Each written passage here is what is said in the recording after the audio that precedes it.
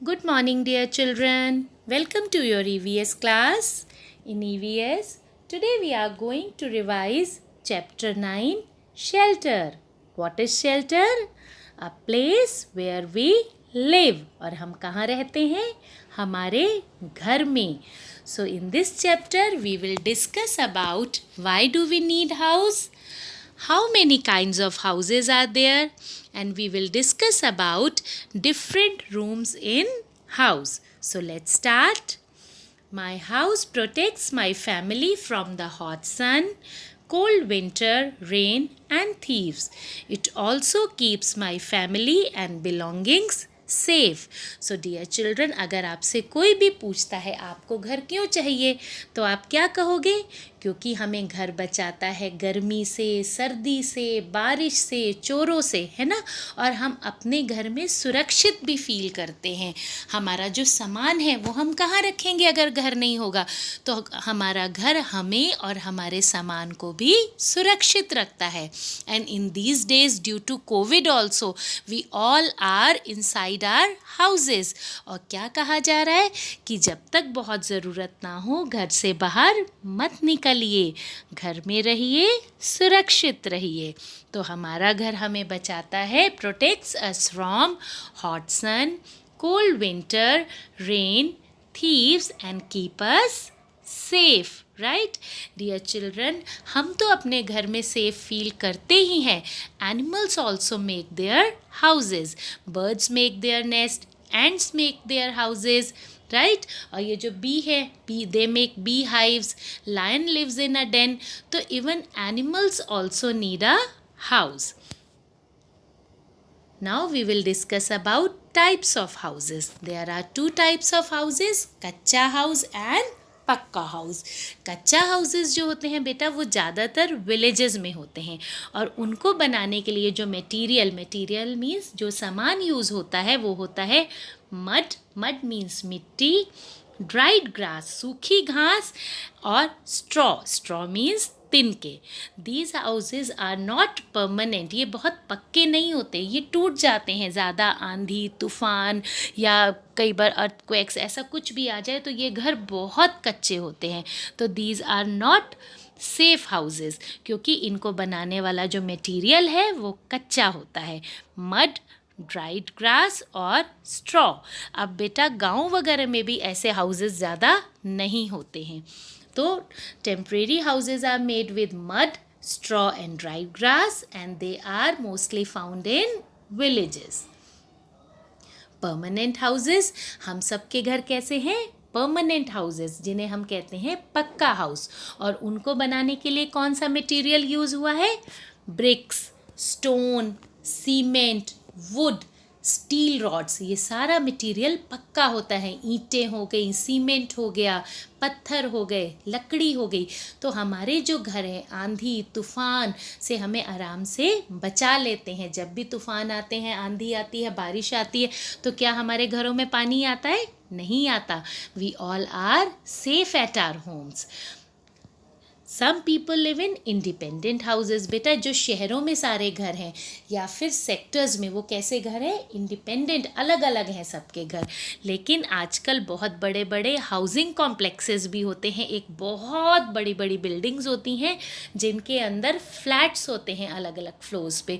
तो कुछ housing complexes बहुत बड़े होते हैं जहाँ पर 100 से भी ज़्यादा फ्लैट्स होते हैं. लेकिन कुछ कॉम्प्लेक्सेस छोटे होते हैं जहाँ पर कम फ्लैट्स होते हैं.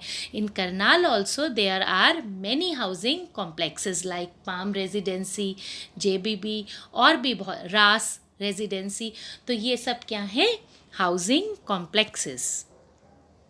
सो what is the material, what are things used for making your house?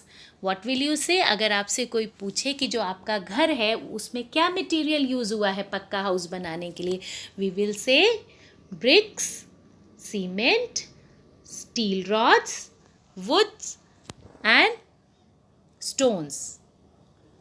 Tree houses are constructed among the branches of trees and are raised above the ground. They can be used for recreation as homes or as a temporary retreat. Beta, there are tree houses also, commonly नहीं found होते, ऐसे नहीं कि आपको जगह जगह मिलेंगे, लेकिन कई ऐसी घूमने की जगह होती है जब हम वेकेशंस वगैरह पे जाते हैं, कुछ रिजॉर्ट्स में ऐसे होते हैं जहाँ पे ट्रीज़ के ऊपर वुडन हाउसेज बनाए जाते हैं और लोग होटल्स में रूम लेने के बजाय ट्री हाउसेज लेते हैं for recreation, recreation means for entertainment और थोड़े से चेंज के लिए। तो ये हाउसेज ट्री के ऊपर, उनकी जो तने होते हैं, बहुत स्ट्रॉन्ग ट्रीज़ होते हैं जो, उनके ऊपर ऐसे घर बनाए जाते हैं। You can see the picture also. Shelter. Some homes are big with many rooms, others are small and may have only one room. कुछ घर बहुत बड़े होते हैं जहाँ पर there are many rooms, but there are small houses also with 2 or 3 rooms, और या कुछ घर ऐसे भी होते हैं बेटा जहाँ पर only 1 room भी होता है. Now we will discuss about different rooms in home. A kitchen is where food is prepared. घर में एक कमरा होता है जिसे हम कहते हैं किचन, और वहाँ पे क्या वर्क होता है? What work is done? A food is prepared. Living room. A living room is where we sit together or meet guest. बेटा बेडरूम सबका अपना अपना होता है, राइट, बट लिविंग रूम घर की एक कॉमन जगह होती है जहाँ पे घर के सारे मेंबर्स बैठते हैं, बातें करते हैं, या आपके घर कोई भी गेस्ट आते हैं तो हम उनको कहाँ बिठाते हैं? We use to make them sit in the living room, right, जहाँ पे सोफ़ाज, चेयर्स, ये सब रखा होता है. A bedroom is where we rest and sleep. जब हम बहुत थक जाते हैं and we want to sleep, we take rest in a bedroom. A study room is where we read or work. In some houses there is a study room also, जहाँ पर लोग जाके पढ़ाई करते हैं या अपना कोई ज़रूरी काम करना हो तो they go to the study room, जहाँ पर टेबल चेयर्स होती हैं, बुक्स रखी होती हैं. दे गो अलोन, वहाँ पे वो अकेले में जाकर स्टडी करते हैं. A bathroom is where we bathe. Bathroom कौन सी जगह है? जहाँ पर हम स्नान करते हैं. In many homes some of these activities में be carried out in a single room. बेटा इट इज़ नॉट नेसेसरी कि हर घर में अलग अलग रूम हो, लाइक सबके घर ड्राइंग रूम भी हो, डाइनिंग रूम भी हो, स्टडी रूम भी हो, क्योंकि अभी आपको बताया कि some houses are very big but some are small. कुछ घर छोटे भी हैं जहाँ पर ये सारी activities like meeting guest, eating food, है ना, और studying, these all activities are carried in a single room, एक ही रूम में होता है. तो ऐसा ज़रूरी नहीं है कि हर घर में अलग स्टडी रूम हो, डाइनिंग रूम हो, ड्राइंग रूम हो. A good home must have windows to let in fresh air and sunlight. We must keep our home clean and tidy.